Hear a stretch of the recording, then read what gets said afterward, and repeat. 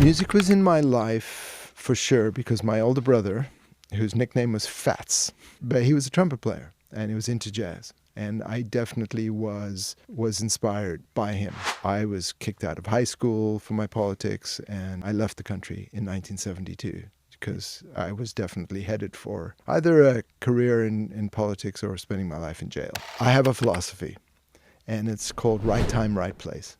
And if you think about it, how can you be in the right place at the right time? I love nothing more than to take something from nothing and then see it turn into something. That's always kept me going. And it's always kept me excited about things. And I'm super excited to get up every day. And as you do get older, it's true. It's about health. It's about well-being. Was there ever any sort of a nervousness or fear, or are you naturally quite fearless? Looking back, I just felt this is, you get to trust your intuition. That was an amazing chapter in my life. I was finding these great songs. So, Georgia Smith's Blue Lights, Billie Eilish, Ocean Eyes. You listen and you just go, yeah. It's great. Yeah. So suddenly Lucy and I had, we had Billie Eilish and we were just, how do you get to 80 million streams in no time? It's got to be something about the song, right? Welcome to Tileyard, The Secret Sauce, the podcast that brings you behind the scenes at Europe's largest creative community. I'm your host, Nick Keynes, and each episode we'll be chatting with the game changers, disruptors, and innovators who are shaping the future of the music industry right here at Tileyard. Get ready for some incredible stories and inspirational characters. Let's go. You know that it was always my sort of ambition, my dream, to kick off this new format with a one-to-one with you. So thank you so much for agreeing to come and having a chat. My pleasure to be here with you. It's always been a business doing pleasure with you. I love that. That's one. I'll use that one in the future. You can use that. So Den, you're almost like a mythical character. I think Denzyl. It's such a brilliant name. First off. I don't think I've ever met anyone in the music industry that doesn't know you or know of you. What I wanted to try and do is get to help people get to know you and who is Denzyl and what's behind the mythical name. I want to go back to the start. Okay. So I think again, I when I first met you, it's like, where's the accent? Where's Denzyl? Is he American? Well, you were born in South Africa. Yeah, I was born in South Africa. The name comes from a novel that my mother was reading when she was apparently on a boat trip and picked up a book, and there was a novel, and she liked the character in the book and had the name Denzyl. While she was alive, she could never remember the name of the book and everything, and I haven't been able to find it. But that's just the history of the name. Wow, it's I love there's a story behind that. Yeah. And you were born in South Africa. I was born in South Africa in a little town called Wepener, which is on the border of Lesotho, which used to be called Basotho land, and it was a border town, a tiny town, really really small. And my late father had a general store. Wow. Like that had everything, and my mother had a dress shop across the street called Sylvia Modes, and so fantastic. And I suppose that community, right at the centre of the community, no doubt, the general store. Yeah. Often that's where everyone emanates. So yeah.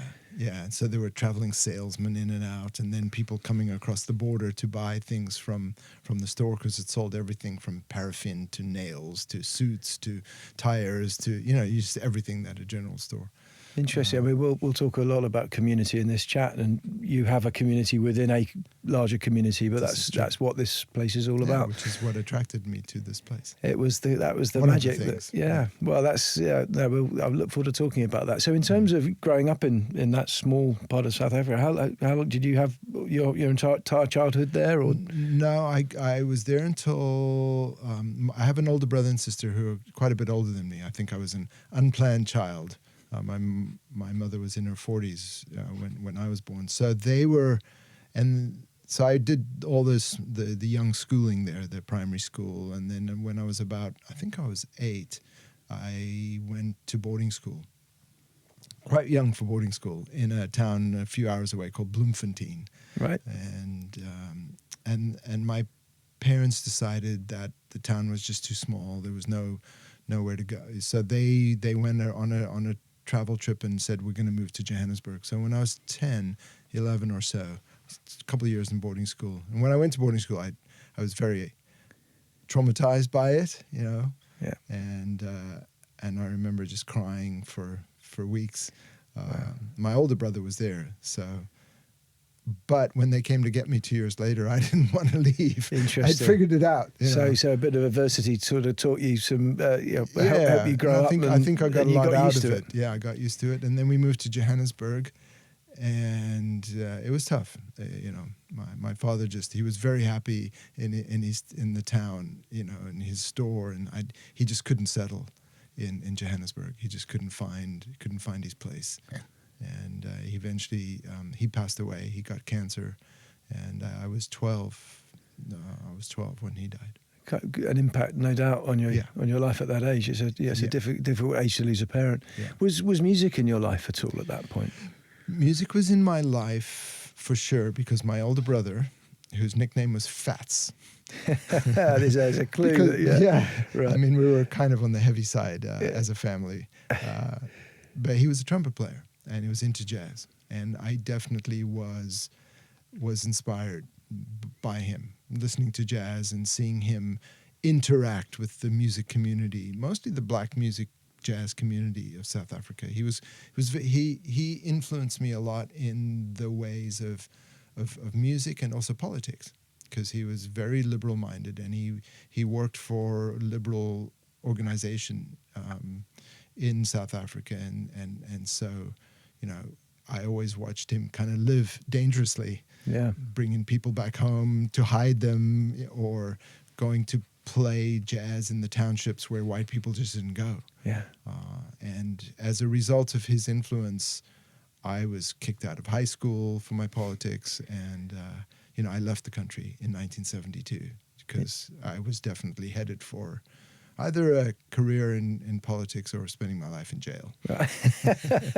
Interesting. 72, that's a good year. That was the year I was born. Wow, you don't look old enough, Denzyl. Yeah, I was 16 turning 17. I was 7. I must have been 17. That's true. Because I got out of high school, although I was a year early. By the time I did boarding school and went to other schools, I was a year early. So I got out of high school, did 1 year in the South African Army. Wow. Which really did me in. I was going to say that must have been. Imagine that was tough. It was tough. It wasn't the right place for a liberal Jewish South African to be. You know, it was at that moment in time, it was not the situation was not, wasn't peaceful. No, I bet. And so you managed to get to the States. So where did. What was the? By then, my older brother was living on 150 acres with his wife in New Mexico. Oh wow! Wow! So I went there.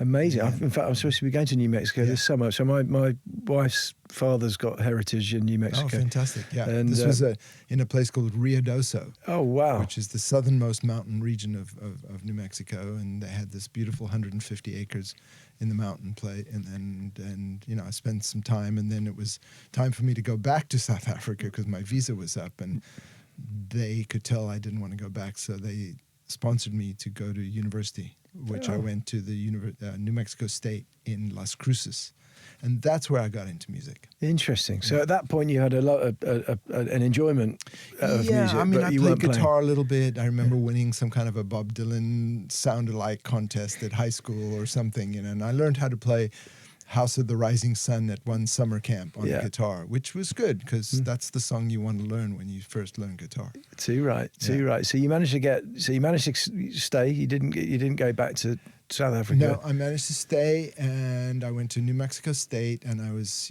helped by my brother and his wife, and they got me a van, and I went to I went to university, and I started taking mostly psychology courses.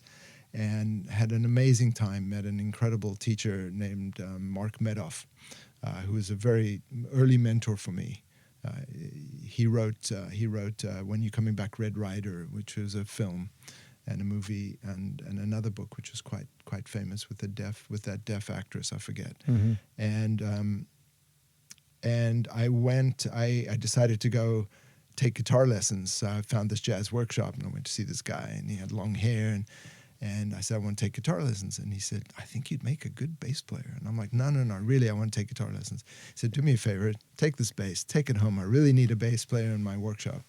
And I did. And 4 or 5 days later, I just sort of came out a committed bass player. Yeah, fell in love with it. Funny enough, all the best of us are bass players. This is true. Same for me. I had two mates, we all guitarists, and one summer holiday, I remember coming back and they were suddenly weren't playing Hank Marvin anymore. They were playing Yngwie Malmsteen and Steve Vai. And I just thought, right, if I want a gig, I'm going to have a rethink. And similarly, I picked up a bass and just instantly fell in love with it. Just such a great instrument. It picks you, right? Yeah, absolutely. So at that point, then, do you remember sort of looking back, feeling like, okay, music is something that maybe up to that point, you were into politics and that side of things. Did music then become part of a game plan? There was no long-term game plan. I really, by throwing myself out at a young age into a new country, into a new situation, I think you're very much in the moment, which is great, which is something I think has steadied me well. But because I took psychology courses and I was taking music, I got into music therapy. So I took a music therapy diploma. By this time, I'd moved from New Mexico to California because I had taken a trip early on. When I got there, they said, oh, why don't you go take our van, here's some credit cards, go have a good time. And I drove all the way out to the West Coast and went up to Oregon and I just had the most amazing time and met this incredible group of people in Northern California and who we stayed in touch with. And by the time 2 years or so, in the mid-'70s, I moved and went to Sonoma State. It was a very progressive university. Yeah. I mean, I remember taking Frisbee and getting credit for it, or yoga or something. But that's where I got into music therapy. And so I was taking music and psychology. And that got me going. On the side, I was playing in every band I could. I was in a salsa band. I was in an African band. I was, so that's how I did. I just started playing live. What's interesting, I mean, you're a great storyteller, and you talk with such passion, and there's a sort of almost a bit like a prophet. I always feel a lot calmer when I'm in conversation with you, and it seems that a lot of this is all coming together. Actually, it's quite interesting hearing the early part of your life, and so at that point, were you beginning to sort of forge a sort of an ambition, or did things just naturally evolve? I think I was. Well, for a moment, I thought I would be a music therapist, which I did. But I was so enjoying studying bass and trying to be a great bass player. And so that was my focus, really. It was just like, But then, as life would have it, I needed to, think my brother and my funding ran out, because right. My brother and his wife got divorced, and one thing led to another, and so I had to fend for myself, really, and so I had to then make this a career. I had to figure out, wait a minute, I have to.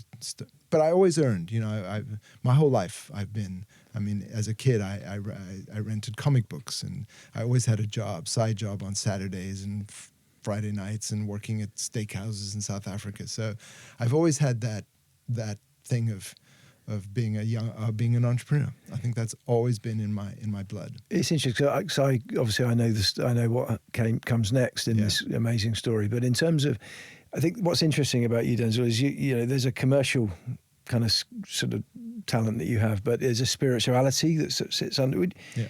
You talk quite spiritually. Do you feel? Would you call yourself a spiritual person? Yeah, I think I was. Look, I have a philosophy, and it's called right time, right place. And if you think about it, how can you be in the right place at the right time? There's sort of a magic thing that just happens. And I think it's because I had a real zest for life, and I threw myself out there. And when somebody said, "Let's go do this," I'd say, "Yes, let's do that," or "We need this for that." And so I think that put me in situations where I had to learn quickly. And, like even like in the mid-'70s, I moved to Hawaii with no, there was no plan. It was just, my funding ran out. I couldn't be a student anymore. So I moved to Hawaii. I like your thinking. I've heard it's quite nice there.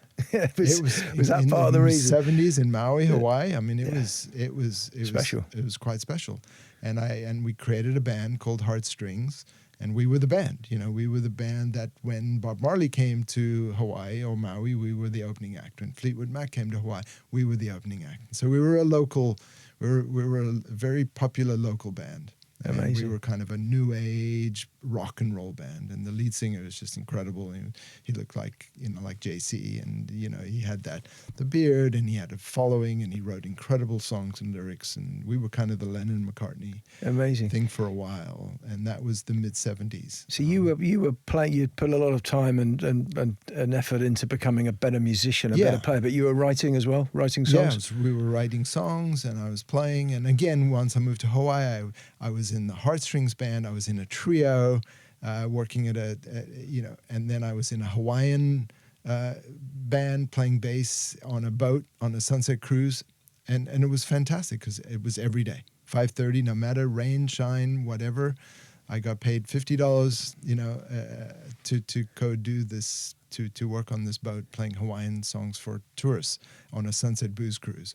Fantastic. So there's another thing. So the passion, an energy, an enjoyment, and an excitement about life, but also a work ethic. Yeah. How important is that? I mean, you still work hard today. I know you try hard to work slightly less hard. But I drove the van, I booked the gigs, I got us paid, I made sure, and then later on in life, as I became a manager, all those things were like, oh, I know how to do this because I did it. I just did it.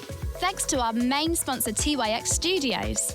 Based here in the heart of Tileyard, if you're looking for an amazing place to record your podcast, Jack and the team have everything that you need. They built some top-notch podcast, music, photography, and content studios that are perfect for bringing your ideas to life. Plus, they offer memberships so you can get the most out of their beautiful co-working spaces too. Check them out at tyxstudios.com to see what they're all about. Big shout out to Jack and everyone at the TYX Studios for supporting us on our journey.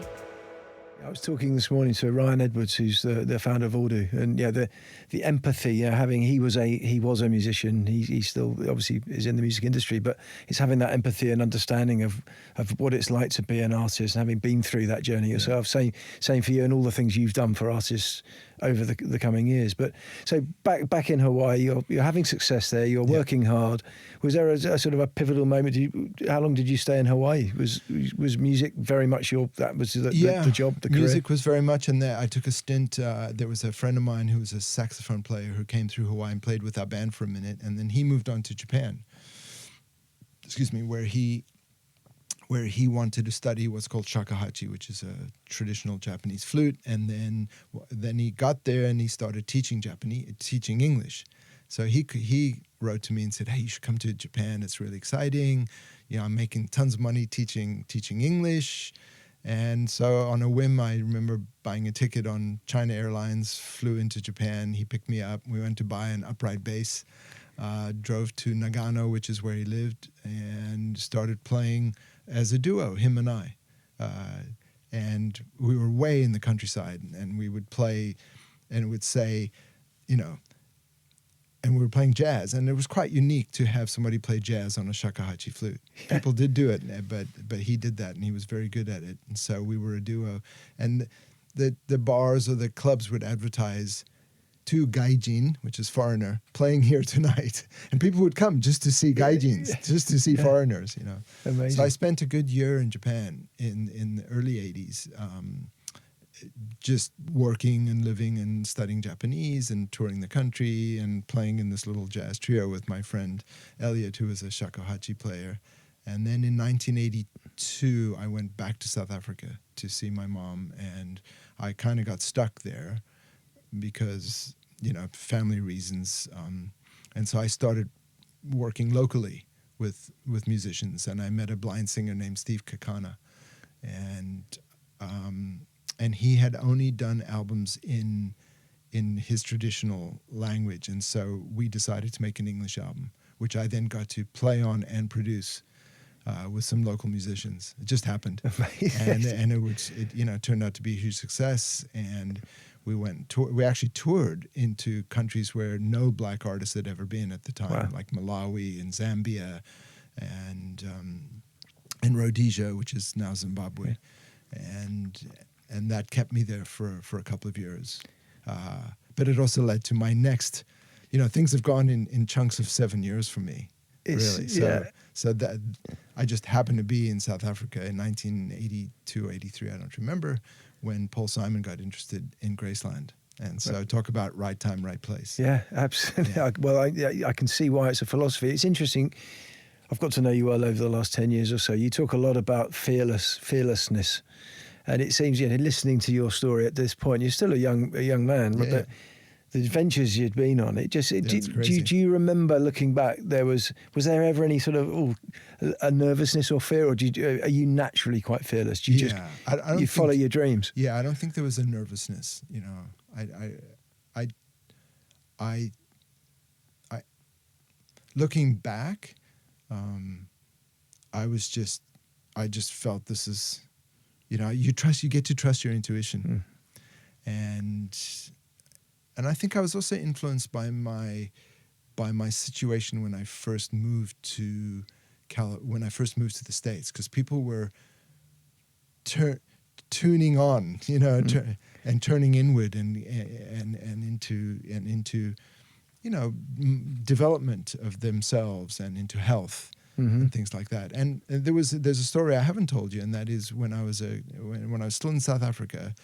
I think I was 13 or 14. I was definitely headed in I could have gone down a road that was not so healthy. Influenced by some. I definitely had two lives. I had a motorcycle that I wasn't allowed to keep at home, so I'd keep it up the street. And I had one of those too. Yeah. So I think I could have gone down this kind of crazy path, but then, as life would have it, my friend said to me, "Hey, my parents are going to this thing tonight. There's some young guru from India here. He's happened to be 13 years old. Wow. Do you want to go?" And it's called a satsang. And I'm like, "Yeah, let's go. Cause some trouble, Yeah. I remember we were playing ping pong, and we went, and I got into it. Yeah. He was talking about meditation and living a peaceful life, and for 1 year, I followed this Guru Maharaja at the age of 13, 14. Amazing. And got into meditation and yoga and things like that, which was unheard of in South Africa, because even the meetings, which they call satsangs, were held in the townships. There are a lot of Indian people in South Africa who were classified as non-whites, so they lived in areas where you couldn't go. Yeah. And so I was going to these meetings and listening to these talks and giving talks and telling people about all this, so it's just one little story that nobody really knows about, but it did influence my life to have that inward experience of meditation. It seems that you're naturally curious. Would you say that that's an important? Does that help when you're sort of adventure, rather than looking for adventure? It kind of finds you through curiosity. Talk about right time, right place in end of 2001.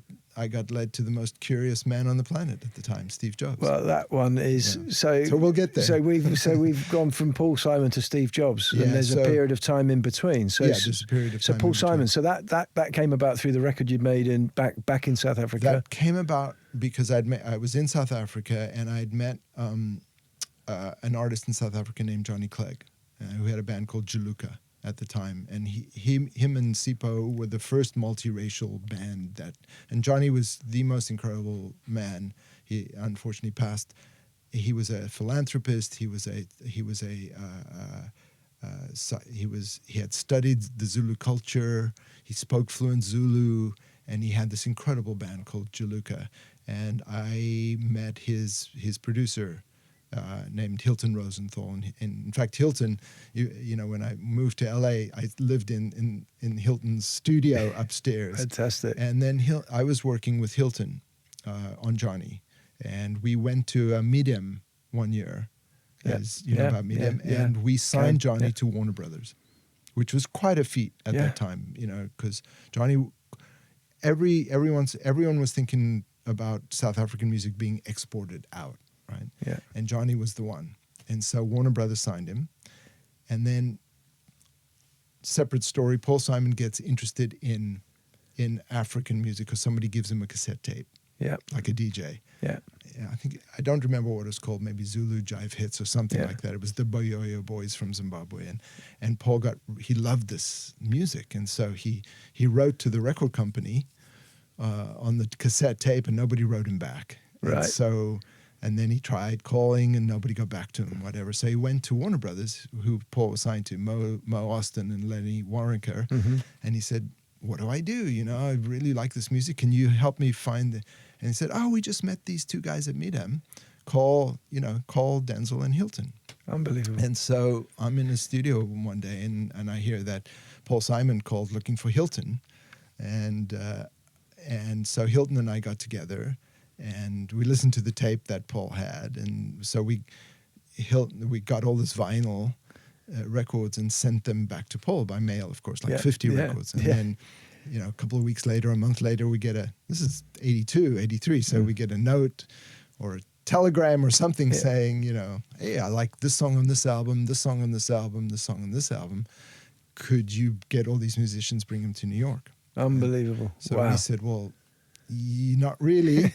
Why don't you come here? But it was at the time of the UN boycott of South Africa. Right, yeah. Don't go to South Africa. Yeah. So and there's a wonderful documentary called Under African Skies that talks about this whole journey that Paul went on, because he got permission from the ANC, which was the African National Congress, also Harry Belafonte and Quincy Jones, and they said, yes, you can go to South Africa, but don't go to Sun City and don't do this and don't do that. And so my job was then to host Paul when he came, and he came with his manager and his sound engineer, Roy Halleys, longtime Simon & Garfunkel sound engineer. And my job was to go find all these musicians from these songs that he liked on these albums and bring them to the studio. What a story. Yeah. And you found them? I found most of them, Yeah. and of course they didn't know who Paul was. And then we put together a band for Paul, which included, Isaac on drums, Isaac Machali, and Bagiti Kamalo, the famous bass player, and Ray Peary, the guitar player, and then all the different musicians. And Paul came to Johannesburg and did the basic tracks for Graceland. Unbelievable. Did you have any sense at that time that it was going to be such an important record? Was there a magic? Could you feel it? There was a magic. Yeah. There was a magic. And just seeing Paul, how he worked, the brilliance of how he worked and how he put basic tracks together and how he got the musicians to bring out the most incredible rhythms and things, And so that was 3 weeks, I believe.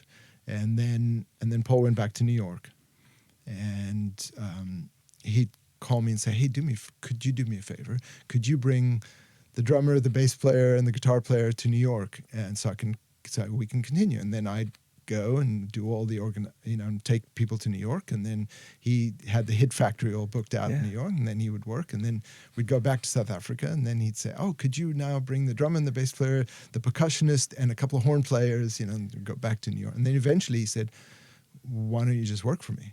Amazing. So you're the fixer, but you've also got the musicality. Yeah. So I moved to New York. So then that was the next ticket to New York. That was the next ticket, Wow. and then just worked with Paul as he finished the record, which took a while, and then I became just the New York kid who got to go to Paul's office at 49th and Broadway and the Brill Building, and I would do all kinds of things for him.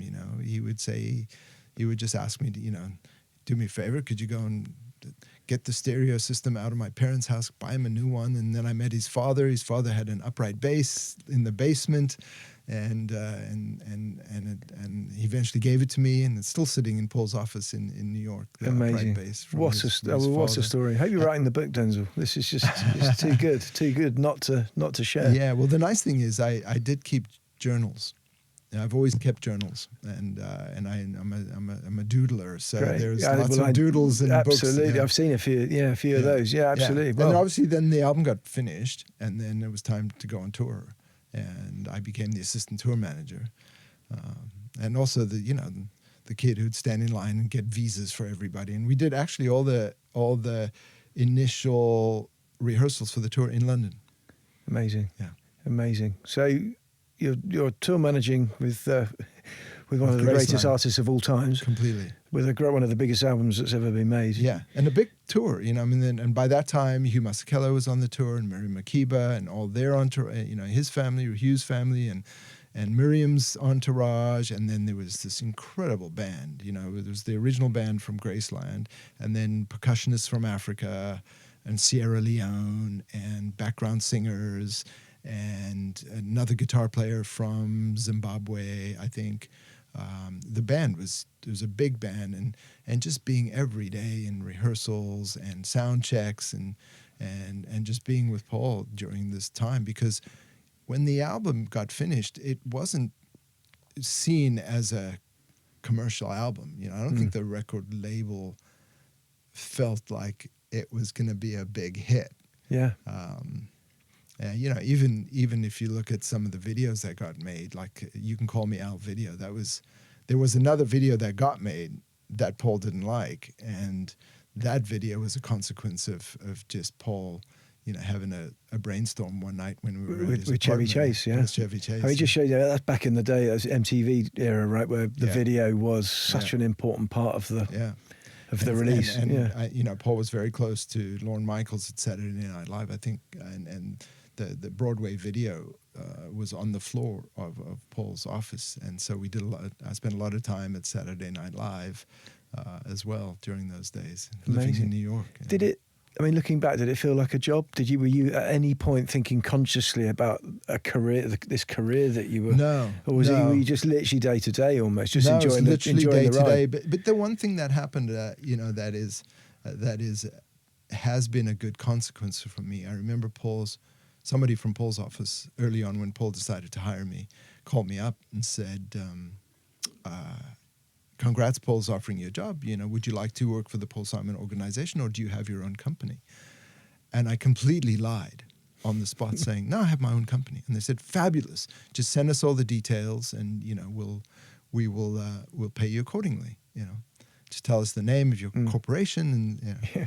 And I called, I don't remember who I called, one of my mentors. I loved having mentors. I always had a mentor here and there, you know, and that's another to guide. It was always good. And I called and I said, I blew it. I just lied. I said I got my own company. He said, don't worry, it's not that hard. You go to the state of Delaware online. Not even online. This is prior. You know, you fill out this form. I think it costs $25, and you give yourself a name. And I came up with this name called Next Step, and suddenly I was incorporated, and I got back to Paul's company, and they said, great, you get to pay your own taxes, and you can write things off. So I think from a very early age, I got that sense of like, okay, I'm my own boss. I have my own company.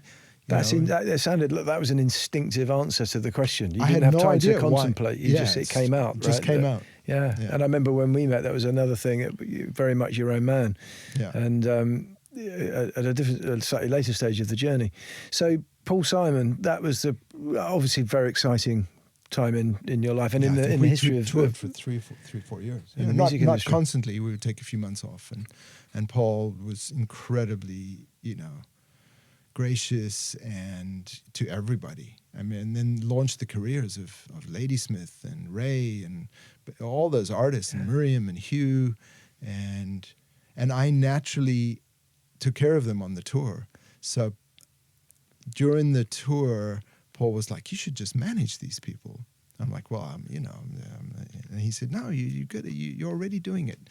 Let me help you. And he gave me a room at his office on the Brill Building, right. on 49th and Broadway. And I got to use his facilities and all the infrastructure of the Paul Simon organization, and started taking care of Ladysmith and everybody else. And then Ladysmith got a record deal at Warner Brothers, and it just, you know, everyone got busy. So and the business started growing. Yeah. From just being a sort of you for hire, that business, that Delaware business you set up, totally, became Delaware. real.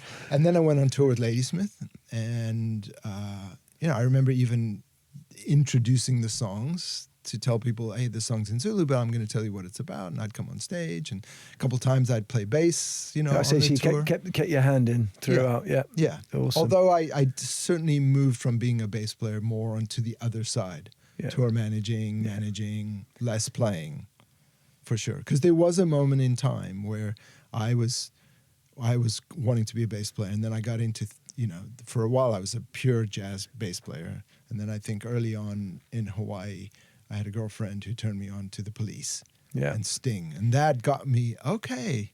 I won't play. I can play other things. Well, what except an jazz, incredible right? bass player Sting is. I don't think he gets acclaim often for how great a bass player he is. Yeah. So you were in the 80s. There was a business, or a company that was becoming quite successful in that era, Apple.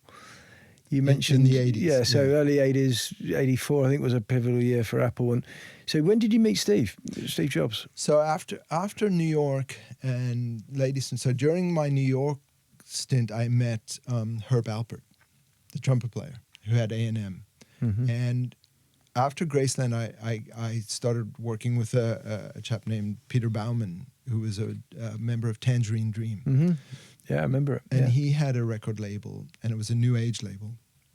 I just, for some reason, was attracted to it, and he got me involved with some of his artists and new age artists. And I met Herb Alpert, and him and I got to know each other a little bit, and he said, "Oh, I'm looking to buy Windham Hill," which was another beautiful new age label, really well known. Windham Hill was like Motown, when a new Windham Hill record came out, you just bought it, because you just knew it was run by a guy named Will Ackerman, incredible guitar player. And so he said, "What are you doing now?" And I said, "Well, I'm managing Ladysmith and I'm working at Paul's." And he goes, "Well, would you like to come to LA and run the label?" Huh. And so it was Herb Alpert who moved me out to LA. Amazing. And put me up at the Chateau Marmont, and what car would you like? And, well, I want a little car with a telephone in it, and there was a big brick of a phone in the car. This is 88, 89, probably. But it took a moment for the deal to come through. And at the time, he had launched a perfume called Listen. So I was working on that for him. Yeah. But the Windham Hill deal just was taking its time. And at that moment, Johnny Clegg had this huge, huge success in France and in Europe. And Johnny called and said, "Hey, would you and Hilton help me in the U.S.?" And so I said yes, and so Johnny came. So we took on Johnny Clegg, and started working with Johnny, and got him opening act tours, the Stevie Winwood tour, wow. Tracy Chapman tour, even the George Michael tour, and then my older brother, who was in Hawaii at this time, still in Hawaii, called me one day. I said, "Hey, I'm at Shep Gordon's house.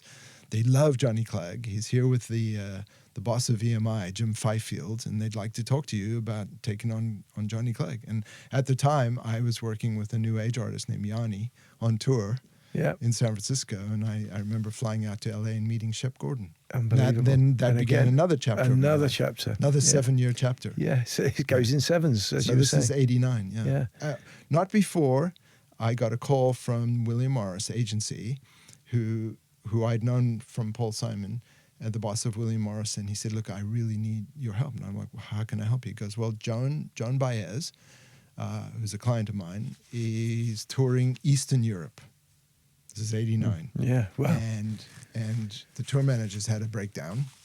So could you step in? Says a bit about how tough the tour was, no doubt. Well, what hadn't started yet. Oh, right, okay. So things are not quite organized. We need visas. It's the Eastern Bloc. No one's ever toured there. It's going to be challenging. And I said, "Great, I'll do it." And I remember going to Woodside, California, meeting Joan. We got along great. She was amazing. And I organized the tour, and we went to Poland, Czechoslovakia, Romania, all kinds of Eastern Bloc countries. Yeah. And it was June of 1989. I'll never forget, because it was during the time of Tiananmen Square, the revolution there. And Joan was, being the activist that she was, would hold a candlelight vigil every night after her show at the Chinese embassy. Yeah. And of course, lots of trouble. Yeah. I got arrested many times, and the show in Czechoslovakia was switched off, and she'd call me up and she'd say, "Come to my room." And, "What's up, John?" She goes, "Okay, at 3:00 you're going to get a knock on your door, and it's going to be a special knock like that, and you need to take this activist and hide him in your room, Wow. because I'm going to bring him out on stage later in the day." So it's back to fearlessness again. Yeah. You know, I mean, was it hairy at the time, or do you remember it just being just another one? Because once you're another out there, adventure? you just deal with it. Yeah. You know, Yeah. before you go, you can go, oh, anything could happen, but when you're there, you just deal. You just absolutely deal, and I think that stood me in good as a tour manager. It's just that's what tour managers have to do. And good stands you in good stead for business, right? So business, metaphorically, there's a lot of hurdles to overcome, aren't there, when you're building a business? Yeah. So that was '89, and then after that, I got back and then joined. And then Shep called and said, "Hey, I haven't signed a new artist since Luther Vandross and Teddy, and I'd like for you to bring Johnny Clegg, your client, and come join Alive Enterprises." Amazing. Shep Gordon comes with lots of great stories. Lots of great stories. Was he as fun as as mad? Yeah. Totally. And another incredible mentor, and just the heart as huge as gold, and what a great manager, and just life lessons. And he loved life, and he loved food, and he loved wine, and he loved living, and he had amazing friends, and he taught me the brilliance of coupons. Because Shep would have these events, and even the first thing we did for Johnny Clegg was a party at a Malibu house that Shep was renting that used to be owned by the Gettys, and he all the actors and models and actresses and actors were there, and he made sure there was photographers and and the first person he hired for Johnny was the best PR company in LA. And Johnny was there, and we took all these pictures, and people would walk out the door, and there was the best food, the best wine, the best everything.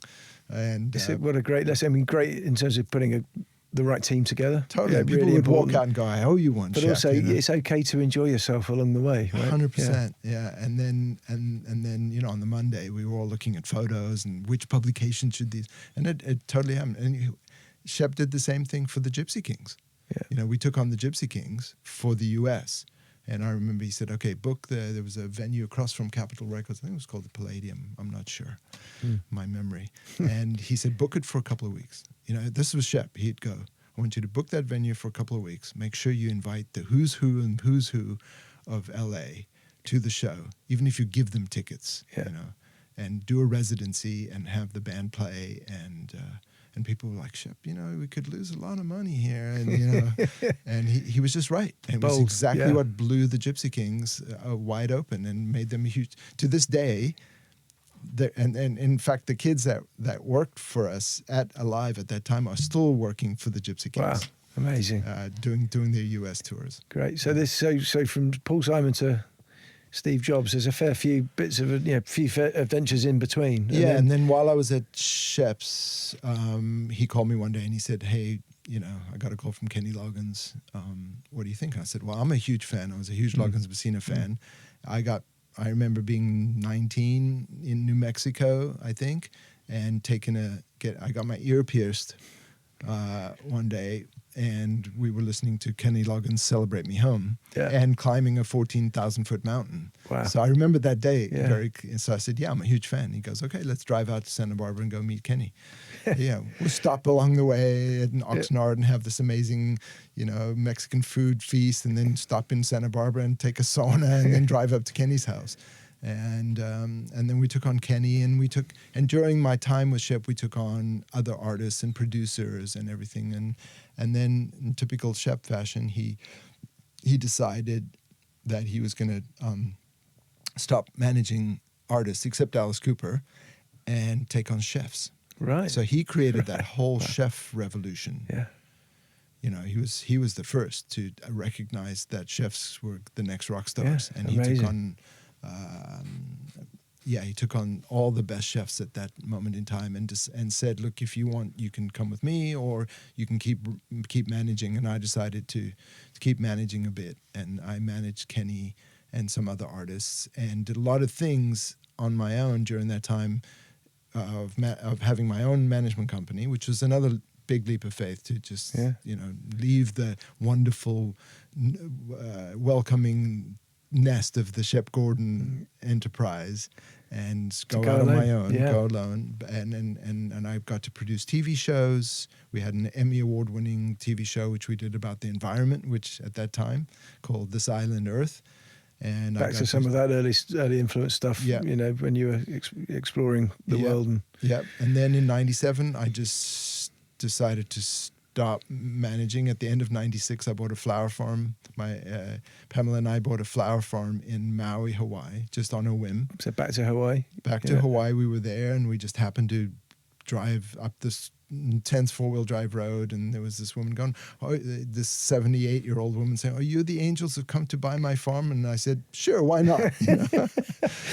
It's amazing. It seems to me you've always had, as you touched on this, you know, a real sort of faith in conviction and trusting your gut. Yeah. And if something feels right, go with it. Yeah. And well, I was misguided because, you know, I had little money in the bank, and I thought I was rich, you know. And so I bought the farm. And then I had all these flowers, and it was 96, 97, right? And what am I going to do with these flowers? And so we stayed on the farm for like 6 months, and I'd stopped managing. And so I just had this new experience of living off the land on a place that had no infrastructure. It had no electricity, I had to build water tanks and put solar energy and get a truck that could go up a four-wheel drive road. And then I thought, wow, this thing called the internet. Let me learn HTML and build a website and put the flowers on the website. And then call my network in LA and see if they want Hawaiian flowers FedExed overnight to their door. Wow. And sure enough, that's what we did. And it was sure. But they're expensive, these flowers. They come in a box, and they'll last for months. And then I'd call, everybody I knew in the music business, and we started this little flower business called hanaflowers.com, which was one of the first, if not the first, online flower businesses.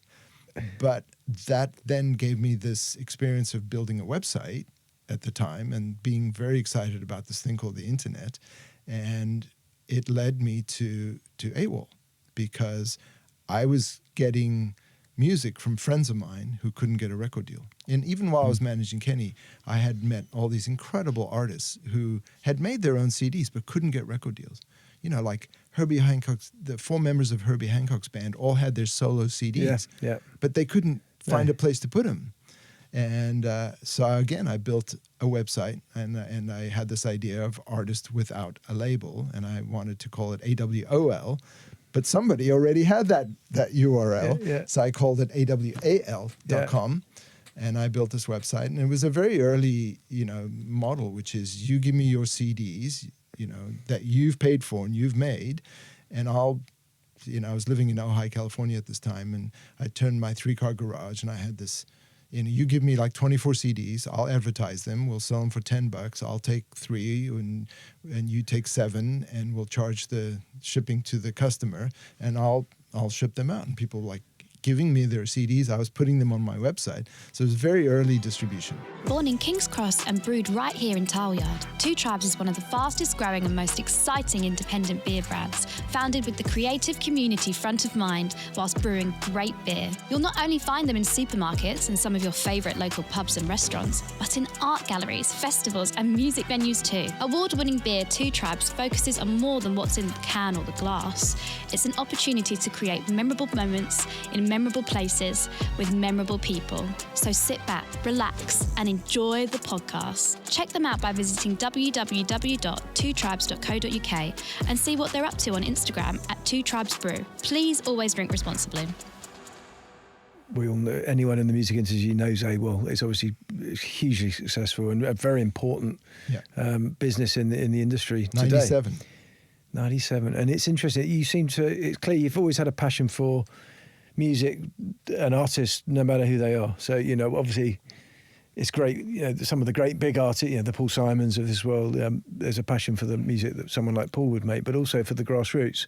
Were you driven by that, do you think, as a sort of a musician yourself that had played in lots of different bands and multi-genre? I was also driven by tech, because even when I was a tour manager on the Paul Simon tour, I figured out how to use a telex machine, because there was a telex machine in Paul's office, and I'm like, what's this? And they go, it's a telex machine. Well, what does it work? It's kind of like a telegram thing you can send. I'm like, well, wouldn't that be useful? Because I've got 44 visas to organize for the tour, and I've got all this work to do. And they said, yeah, well, if you can figure out how to use it, I'm sure. So I figured out how to use the telex machine, because if you look at the Paul Simon tour, 84, 85, 86, it was pre anything. There was no cell phones. It was even pre the fax. Yeah. Yeah. So, and when all the early computers came on board, I was there, and Paul was game for me learning anything that could improve our efficiencies. And so I remember when the first Tandy Radio Shack computer came out, I had one of those. Even when they came out and you had these phone cups where you could dial a number on your dial rotary phone and get a dial tone, and you had to stick your phone into these cups and be able to go online and send a message. And even when the first Mac laptops, so I was a Mac fanboy from day one. I had the first Macs. I was definitely a Mac fan. Yeah, absolutely. Somehow I was very attracted to the minute I could get a hold of a Mac. What was it? Do you think that it was it in terms of an interest and excitement in technology per se? Was it what you could use that technology to achieve in terms of getting things done faster or achieving things you couldn't do without that tech? Yeah, it just felt like it was it made my life better. It made my life easier. I mean, I remember when I moved to New York. The first time I was in need of a job, and I was living on the couch, of a friend, and I got to do something. So I went and I got a job at a place called the Diet Center in Wall Street that helped people lose weight, and I put on a white coat, and my job was to weigh people and then to write reports. And I remember being excited to do it on a typewriter, and to write reports on a typewriter. I was pretty excited. And even then, I got a call from the head of the Diet Center, and said, "Look, do you know who Pee Wee Herman is?" And I'm like, "Yeah, he's got this TV show." He goes, "Well, he's got he has stomach issues, and he needs somebody to cook him 3 meals a day, and take them on set, and he can only eat certain types of foods. Would you do this? We'll pay you double." and I did that, and I was cooking Pee Wee Herman. Job. It was an unusual job, right? But again, it was just, and I tell people, it's like, if you're skinned for money, just go take any job, because one thing will lead to another. As long as you're helping yourself build a little business, it's temporary. Yeah. If it's not what you know you want to be doing, just do something, just so you don't sit at home going, "I have no money to do anything." Just go get something going. One thing will lead you to another. So amazing. So that's another little story inside a story. We're learning a lot about you, Denzyl. Yeah, I'm learning a lot about myself. So where are we now? So AWAL. So you got AWAL up and running out of a garage, effectively selling records out of a garage. Records. And then as technology started coming on board, CompuServe, I got a CompuServe account, and then you start learning more about. I was so excited about the internet. I mean, I had my flower business, which was running. I had AWAL, which. And again, I thought I was rich, but I ran out of money so quickly, having the flower business, which just sucked a lot of money, and then running AWAL, trying to make it work as a business. And, I went into debt quite easily, quite quickly. And then you get sucked into this wonderful thing of credit card debt, where you get money from here and then you move it there, and which I did. But then I think there was a turn with AWAL where it was growing, and I had this wonderful catalog, and I was then able to put it online somewhere around 99 or 98, 99, where you could actually, and we were using things like Liquid Audio and doing downloads, which took an hour to do a download. But what I had was a catalog of unsigned emerging songs. And in 2000, somewhere at the end of 99, a friend called me and said, "Oh, I've heard that you have this catalog. Look, I have an issue. What's your problem?" He said, "Well, I've been trying to work with a big band and get a song cleared for a TV ad that's coming up on Tuesday, but I haven't been able to clear it in time because they want way too much money and there's too many writers on the song." And he said, might you have something? And I said, well, send me the song and I'll see. And so he sends me the song. I look in my catalog. I send him like, okay, here's 7 or 8 things that might work because they sound like the song. Yep. And he'd call me back, goes, these are incredible. What's it going to like to license these? And I'm like, well, let me make a call. You know, an hour later, no problem. How much were you going to pay? You know, Warner Chappell or whatever. He goes, well, I was going to pay this for the master and the sync, and so inadvertently you discovered value in this catalog I became this sync and licensing business like overnight. Yeah. You know, just the word got around, and so I was just licensing. I was doing playlists. I started doing playlists for stores, retail stores, Ralph Lauren. Northwest Airlines, Nike stores, and I just was hustling in my little garage, making playlists and doing licensing and trying to keep AWAL off the ground, or get it off the ground. And then somewhere in 2001, you know, I'm in my little garage office. I see this Audi car drive up, you know, park. Some guy walks out, knocks on my door, open the door. He goes, "Hi, my name's Bill Couturier. I live up on 1005 Foothill. I was at 105 Foothill." And I go, "Yeah, I know who you are. You're this Academy Award-winning director. You know, everybody knows about you. Lives in this incredible green house up on the top of the hill." Yeah. He goes, yeah. You know, look, I need to talk to you. I think I'm in need of your services. I've heard about you, and I work for Steve Jobs. I make all of his videos, all of his keynote videos, and we need somebody to help with licensing. You know, Steve wants what he wants, and sometimes he makes up his mind at the last minute, and so people haven't been able to keep up with him, and therefore we've been like going out with songs that we haven't quite got the license for, and there's some, you know, and I need help, and you know, I'm hoping you can help. And I'm like, sure, happy to help. What do you need? Well, sign all these NDAs, which I did, and then I can't tell you what we're working on, but I need, you know, 30 pieces of music. I need 30 seconds of this kind of music, 30 seconds of this, 20 seconds of this. Steve would like a Bob Dylan song. And so I got to work. And I would send Bill all these songs, and he goes, "This works perfectly. This doesn't work." Send him a Johnny Clegg song called "Take My Heart Away." He goes, "This would work perfectly. Love this song." And then, "How did you get a Bob Dylan song?" "Well, I called the Jeffs. You know, Bob had 2 managers at the time, both called Jeff, who I knew, and we got the song. You know, it was only 30 seconds, and Bob was happy to let it go for a internal Steve Jobs project. And so we did the project, and got it all licensed and done. And on a week later, I get a call from Bill and Steve. And they say, "Hey, this was great." And Steve was like, "I love this song. Who's this Johnny Clegg guy? You know, I want the song playing when I walk on stage at my next keynote. And can we hire you again?" I said, "Of course." And within a week, they said, "Okay, I have another project for you." And so I did that. And then, you know, I have another project for you. And then it's like, "Hey, it's about time you came to Cupertino and we met you." And I remember when they met me, they were like, "Oh, we didn't, you know, we thought you were a guy with long hair and wearing black boots or something, you know." Yeah. And then of course it was the iMac. I got to work on that with Johnny Ive, and then there was the iPod, which you could argue changed the world. It's interesting, you know, a lot of the people you've met along the way, iconic. You know, Steve Jobs, I guess, had founded Apple, been ousted from Apple, has gone back into Apple.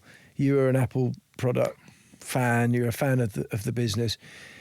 You talk about these interactions you've had with these very well-known people, very, very casually, and with no kind of you're not trying to. There's no bigging up who these people are. They're just people you work with. Do you remember at the time being excited about, you know, this idea that, God, this is Steve Jobs. You know, he's someone that I admire and I'm excited about. Same with you know, when you were working with Paul Simon. Have you ever been in awe of these people? Would you just, what's your relationship like when you're working with well-known people that you could, you know? There's the pinch me moments where you're sitting in a room and you're witnessing stuff, and you're like, you know, there's your heart's beating, and you're going, you know, I don't want to mess this up, you know, but you do realize that there's it's not luck, you know, it's almost like I deserve to be here, you know, I've done something to be here, so there's this So there's an attitude of like, how can I learn from this? Because you don't want to be them, but you want to be like them, or you want to learn how did they get there and what does it take to get there. So I was always like, what's driving these people? What is it? And there's the interesting thing is there's knowledge. There's a lot of knowledge that these people accumulate to get where they are. It doesn't come like that. There's work, there's knowledge, there's leaps of faith, there's courage, there's failure, lots of failure. And that's the big thing I learned is that people aren't afraid. People at certain levels, they're not afraid to fail because they want to try something to see if it works. And if it doesn't work, they're going to learn from why it didn't work. Absolutely. And I think that's what I learned over there too. No, it's really interesting. A lot of the pieces of the jigsaw, the curiosity, as you said, the excitement of the journey and the adventure.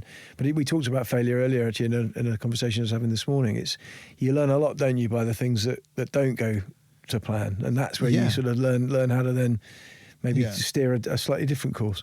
Well, there's lots of things in our world that have been driven by conditioning or upbringing or society or just the atmosphere of like, what's failure is bad. It's not. Failure is good if you see it that way. So it's just you can see the world in different ways. And these are very cup full people. Yeah, it's interesting. I mean, we got enough material here, Denzyl, for a whole series, let alone an episode. And we're still only in the late 90s, early noughties. Yeah, we're in 2000. So you're working with Steve Jobs, the iPod. You mentioned the iPod. So were you building a personal relationship with Steve at this point? Or was it very much a business relationship? Yeah, I mean, he knew he I had my place. He had his team around him, but I was the music guy, out there because I'd get a call one day saying, "Hi, my name's Ryan." And Ryan Todd, yeah. "Hi, Ryan." He goes, "Yeah, I met you the other day, but my dad works in this department that is in charge of the on-hold music at Apple." I'm like, "Okay, how can I help you?" "Well, Steve called in and was on hold and didn't like the music. So he said, call Denzyl and get him to change the music." So here I am. What do we have to do to change the on-hold music at Apple? And then, one day I'd get a call from Bill or Steve. And Bill was really important in all this because Bill was super close to Steve, obviously. Yeah. And Bill would call me and say, "You need to come to a meeting." And it was, Apple was talking about retail stores. And they want you to make the playlists and to design, how do we stop noise if we're going to play music in store? Where do we put the speakers? How do we do things? And so I got to meet the guy who was then designing the retail stores, a guy named Ron Johnson, and work with him on that. And, I'd get a call. So, "Hi, my name's Joe. I work in the graphics department at Apple." "Yes, Joe, how can I help you?" "Well, we were at NAB last year and we got, we were playing music and then we got told we didn't have a license to play that music. So Steve told me to call you because, he told me you could fix this." Yeah, back to being a fixer. Sounds like you're very good at solving problems. Yeah, and because I was who I was and I was independent and I had lots going on, so I couldn't be hired as an employee because I had my flower business. I had AWAL. I was starting to work on analytics and and I had all these things going.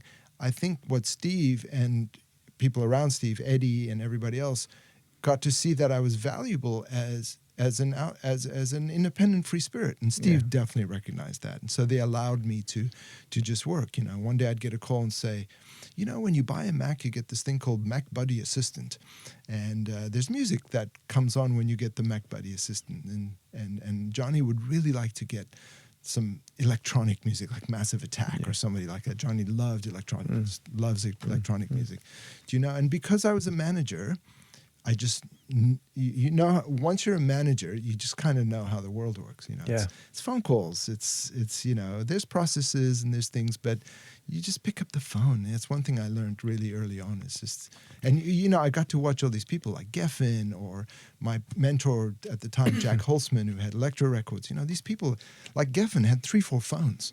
He'd be sitting in a chair and he had 3-4 phones and he'd be just working the phones. Had a couple of assistants there saying, "Who's on my call sheet now? Okay, number 17th on your call sheet today, is it?" And they would just work the phones. Just connections. Old school. And who you know. It's interesting. fast forwarding a few years to Tileyard, one of a very important client early on was Mark Ronson. And again, one of the first things he recorded here was Uptown Funk. And I can remember when I met you, I was very excited about the fact Mark was here. And you said, "Oh, I know Mark well." And in fact, That's how I got to come here. And that was the original. And again, it's back to those sort of trusted thing. Mark called relationships me. and introductions. Mark called me. I was by then the editor of iTunes, and Mark called me and said, "Hey, I'd like you to come over to my studio." And you've always, there's not many people in this industry, in this business, that don't know you or you don't know. And it's, have you always been very into, a relationship's important to you?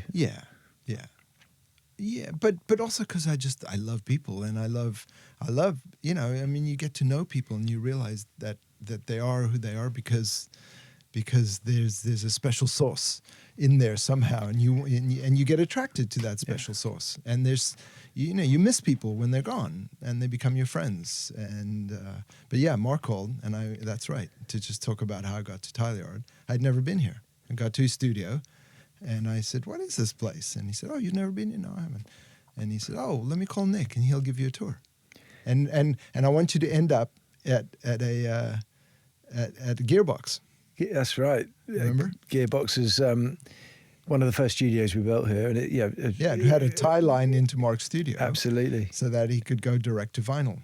And putting out really interesting records with lots of unknown artists and also lots of archive jazz. And you took me around, and there were people I knew, and I just fell in love with the fact that you had built a community. A like-minded, intentional community. Well, and it very quickly became apparent to me, having, we had a conversation not too dissimilar to this, a chapter of this conversation. It's like, Denzyl's exactly the kind of person we need here. I guess we're fast forwarding a little bit because you were so AWAL, the flower business. You're working with Steve Jobs. Yeah. iTunes. There was an important relationship you had iTunes, with iTunes. Yeah. How did that come about? Or through the relationship with Steve, again, no doubt. Yeah. Steve. One day you need to, because Steve knew.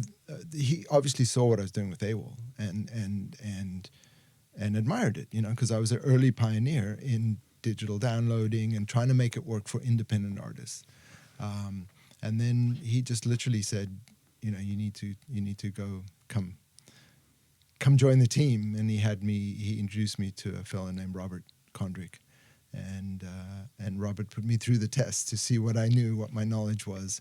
It was very small teams at Apple. Yeah, very small teams. You passed the test, but it's interesting that I think I'm right in saying that you still wanted to remain your own man. You weren't an employee of Apple. You still your own free spirit. Yeah, and literally because I had a lot going on in my life of other things, but they were all things that made my job better. I was out at shows. I was meeting artists and managers, and AWAL gave me just this ability to be on the pioneering side of music and technology, which is perfectly Apple and perfectly Steve at the time. And music, the iPod changed everything, and therefore Apple was now in music. So when they invited me to be part of the iTunes team, I was the first music guy, kind of, which, not, and it was a small team of engineers. Of a tech company, effectively. Yeah, really. Yeah. And so I got to work on the creative side, and how's it going to look, and how are we going to program this, and who are we going to feature, and how do we get labels in, and everything. And so I was able to go and bring my experience and who I knew to the table at the time. And so I was on the iTunes team, and then you get to see what it takes to launch something giant. Because if you look at the work, it's a slight understatement. I mean, this is definitely a two-parter, this episode, because I don't want to rush this part because it's just so fascinating. I mean, thank you again for sharing all these amazing stories. But so iTunes, did you feel at that time, did you have any idea what the impact that was going to have, and streaming and ripping? I can remember ripping. Yeah, you could put your albums onto a computer. I can remember that vividly, and being just utterly blown away by. I mean, if you remember the time, it was the piracy was the big deal. It was Kazaa and LimeWire, and the biggest selling CD at the time was the blank CD, and labels were definitely on the, they were running. Things were going downhill for labels for sure. And there was Napster, and there was the MP3, and there was this banning of MP3s and all that. So it was an incredible time. Well, yes, I mean, a good friend of mine and yours, no doubt, Jeff Taylor, who head of the BPI for many years, he did a lot, I think, to sort out that problem of people illegally consuming music. Yeah. And I think, that obviously, where we are now is it's a very different world now, where the pie is the pot is bigger than it's ever been.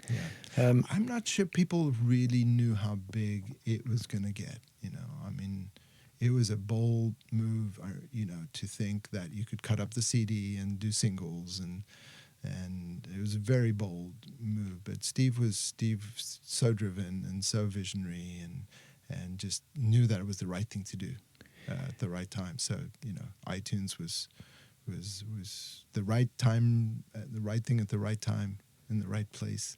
And how was he as a person, as someone to work with? Was he? I mean, we've seen films, we've read the books. Was he the Steve Jobs that we think we know?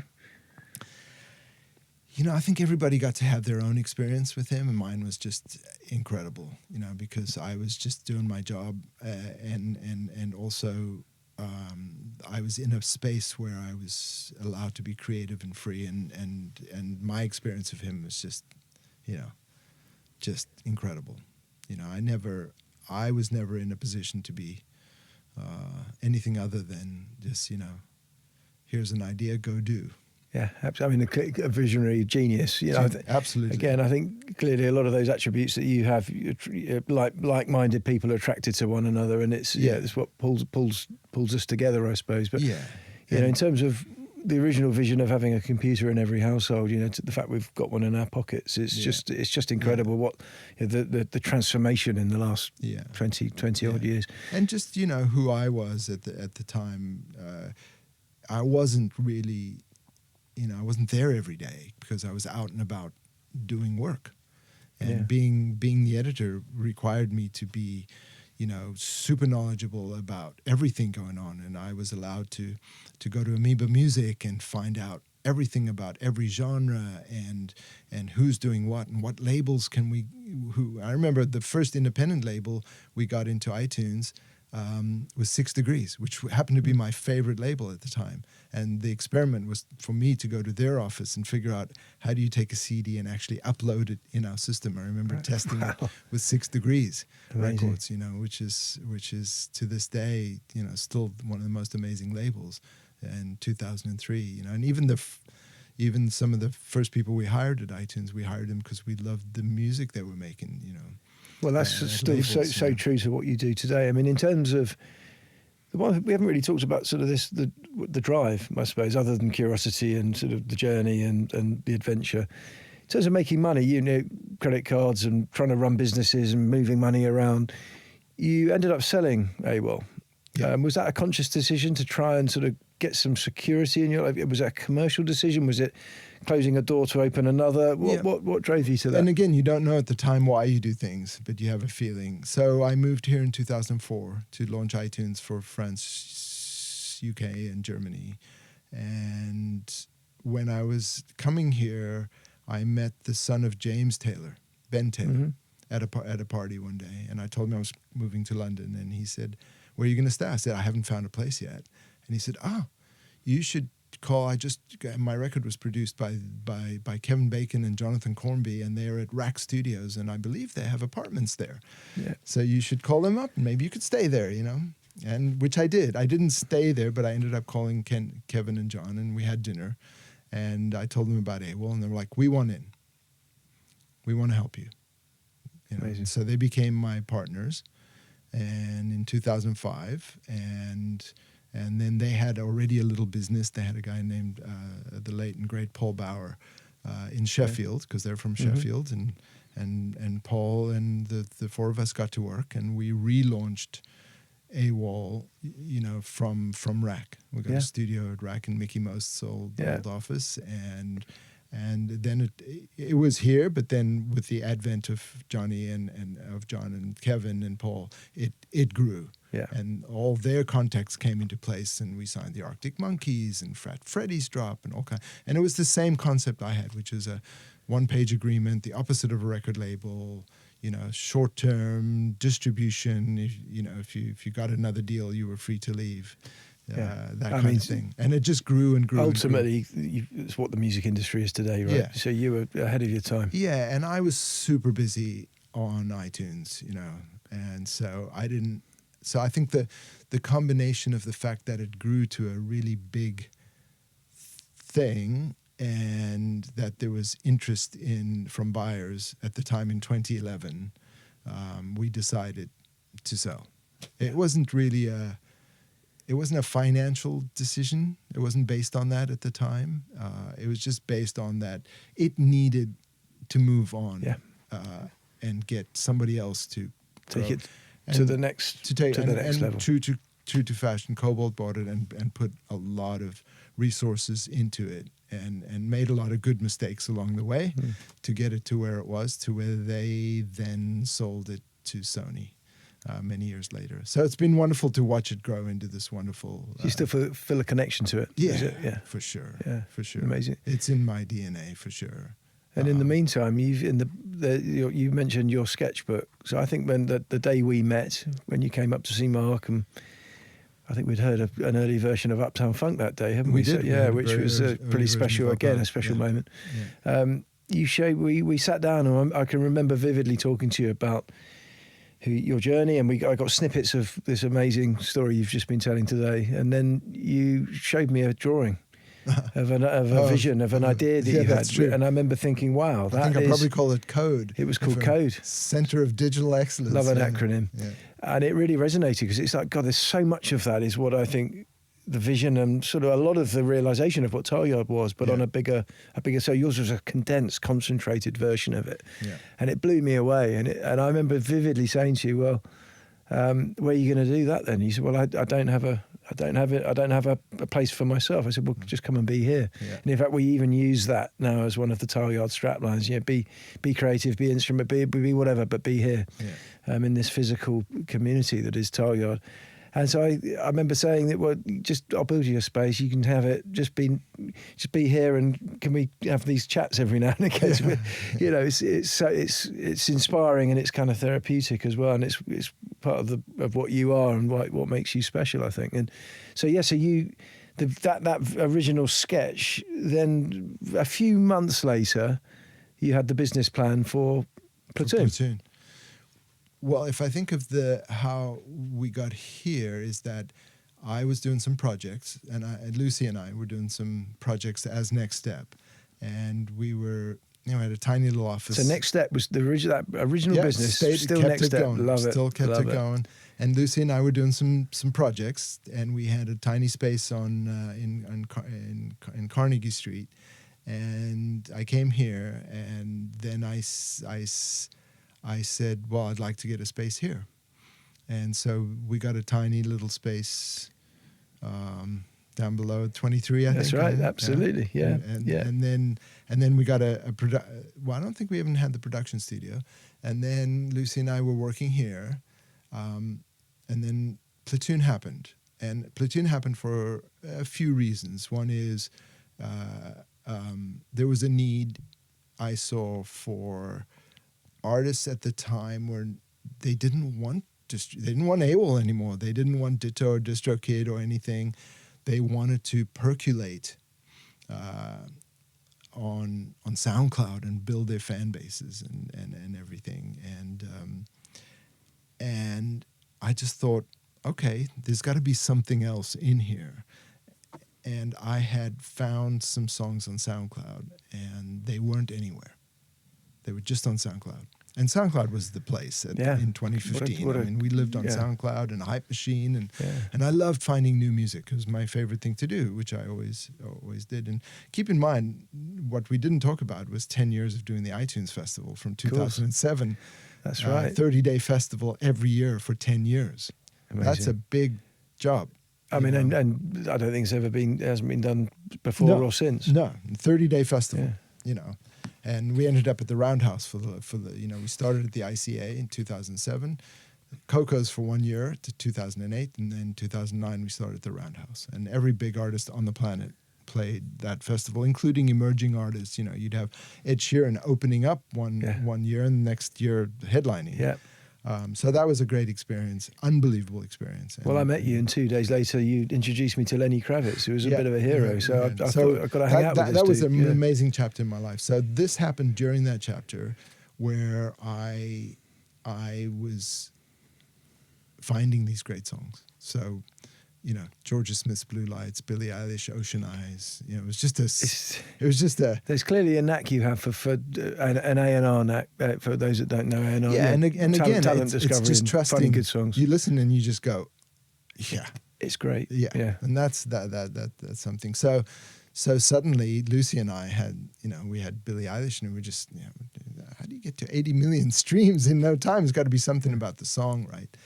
And then we opened an office in Cape Town and started working with African artists, and we met Mr. Easy, and then I needed more people. So I, as you know, then I was here, and then I created a business plan, and we raised money, and I think I negotiated with Paul, absolutely, your partner, to give me a 2,000 square foot space. So I had Soul. And we were sharing a little space up here in 23, I think. Soul and Robin, I'd like to get on this show, actually, because, again, that's another whole great story. Another chapter. Yeah. There's chapters. Anyway, somehow I got this beautiful space from you guys, which changed our lives because... And ours, actually. Yeah. It was, you know, genuinely. And I think we got to build it out to a certain spec that we liked, and it was just fun, and it was just... It was a proud moment because I could bring people in. I got to hire more people, and it had a great listening room, and it had good speakers, and I had my friend Danny was hooked me up with Bowers and Wilkins, and you know, it was just everything culminated and came together. It was a home, you know, it was really an exciting home within which you were really exciting building home. amazing. And then we got a tiny little production studio. I remember Georgia using the studio as well. And then we raised a small amount of money thanks to Paul and my friend Joanne, Saul actually, and then we ran out of that money, and then we raised another round, as you do as a CEO of an entrepreneurish company, musopreneur they used to call me, and we did a second round of money, and that led to more success because, you know, once you get some money, you get a runway to do stuff. And we had the wonderful visionary who's Saul Klein in our hearts and in our, you know, training us on how to build companies. Back to another great mentor, right? Another and partner, incredible mentor. He'd show up every Tuesday. He was there for us 24 hours, but he'd show up in person every Tuesday and teach us the lesson of how to structure, how to have process, and how to structure, and how to simplify, and how to prioritize, and then it came time to raise, you know, another round, and that's when, and then the story is that Apple acquired Platoon in 2018. On December 7th, we closed because Kevin Bacon called me, which is why the number 7 comes up all the time. We're called Platoon 7. Kevin called and said, I read the news in the paper today that you sold to Apple. Congratulations. I'm like, thanks, Kev. Do you know what day it is? I'm like, yeah, it's a nice day. What day is it? And he said, it's December 7th. And I said, yes. And he said, well, we closed the deal with AWAL to Cobalt on December 7th, 7 years ago. Oh, my word. Yeah. Unbelievable. A bit of a chill. Wow. That's a hair's on the back of your neck moment. Yeah. Incredible. I remember that day very well, obviously, because we were with you on the journey. That's true. You were with me on the journey. And then, as luck would have it, to get that final drawing that I had in my books, you know, which I've been drawing for 20 years, really, of code, right? I can show you all the way back. Yeah. I tried to build it so many times. Just happened to have the right people in town at the moment, and you were walking around, moping around one day, going, "What's up, Nick?" He goes, "Well, I have this space, and it's hasn't quite come together, and it's just sitting there. Well, let me look at it." You know, it was one of those ones, wasn't it? Again, another one of those moments in time. Luck, or is it luck? Is it judgment? We'd started building a space for a very well-known brand, and for whatever reason, it didn't work out. Yeah. And you were the first phone. Again, I was gutted because I've been working on that deal for almost a year. But I suppose I remembered that sketch, and we got chatting, and I think your exact words were, "Give me a week." Is that what I said? You did, and a week later you said, "Right, I think we're there. Let's do it." And we started building what is now Platoon 7 at Tileyard, and then COVID hit. I think 3 weeks after we built it during COVID. Yeah. So one of the other things I've always said to you is, whilst most people were sort of hiding at home, and it was a shocking time, obviously, we were building something. Gave us some real purpose in a very difficult time. Yeah, we spoke every day at 11 o'clock. Yeah, it was amazing, wasn't it? And that space is now, what an important space that is, not just for Tileyard, but for creators, for the music industry. Yeah. Is it everything that you dreamt it would be? Is it brought you all the value and the reward you thought it would? Yeah, it's an incredible space, and I feel incredibly grateful and blessed to have it, and to be able to go there every day and just work with creatives, making creativity. Not just music gets made there, everything, and the meetings of the minds that happen, and there's the camps and the writings and the ability to have it and to use it, and if you think about all the things we went through to make it work, back to those hurdles that you have to overcome. And I mean, obviously it's still ongoing, Denzyl. I mean, in terms of what drives you now, I mean, we've talked a lot about well-being and spirituality and life and adventure. Are you happy with the balance that you've managed to achieve with your own life, your personal life now, with where you're at? Yeah. I mean, as you get older, and you start approaching the numbers, the digits that turn to sevens. Lucky number, thank goodness for that, eh? Yeah. I'm, again, feel incredibly blessed that I have partners, that recognize that, I have an unofficial title that the team have given me here called Director of Health and Happiness.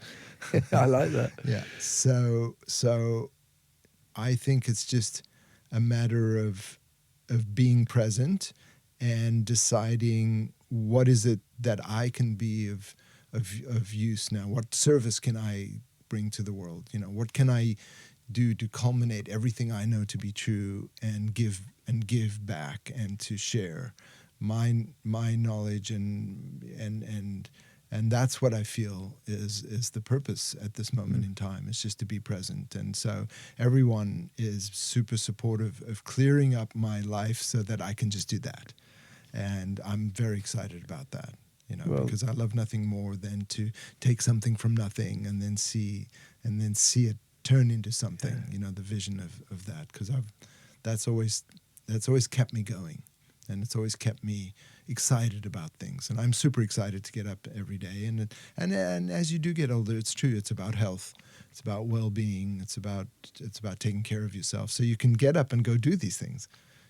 Because it's the finer thing. These things in life become super important to be able to have the capacity and the health and the well-being to be there for people. Well, it's clear that you love life, and you have a zest for it, and always have done, and long may that continue. I just want to personally thank you so much for everything you've done for us, with us. Still loving the journey. Can't wait to find out where it's going to take you and us next. But I don't know what will happen. Come and talk to us again in another year, and we'll find out. But Denzyl, thank you so much for everything, because you've created the space that people can come and do this. If you didn't do this, we wouldn't be here. So thank you. I mean, we don't tell our story openly sometimes. But you guys do it with amazing grace. So hopefully this will give people a chance to actually hear some. Our story is your story, and there's a lot of really interesting stuff going on, and the world is changing, and we will evolve with it, and let's see what comes next. Denzyl, thanks so much. It's been a pleasure. Thanks for listening to The Secret Sauce with me, Nick Keynes. If you love this episode, make sure you go to tileyard.com to find out more about this amazing community. And catch us next time for more insider stories from the heart of Tileyard. Until then, stay creative and keep an ear out for the next big thing coming your way. As always, recorded at TYX Studios.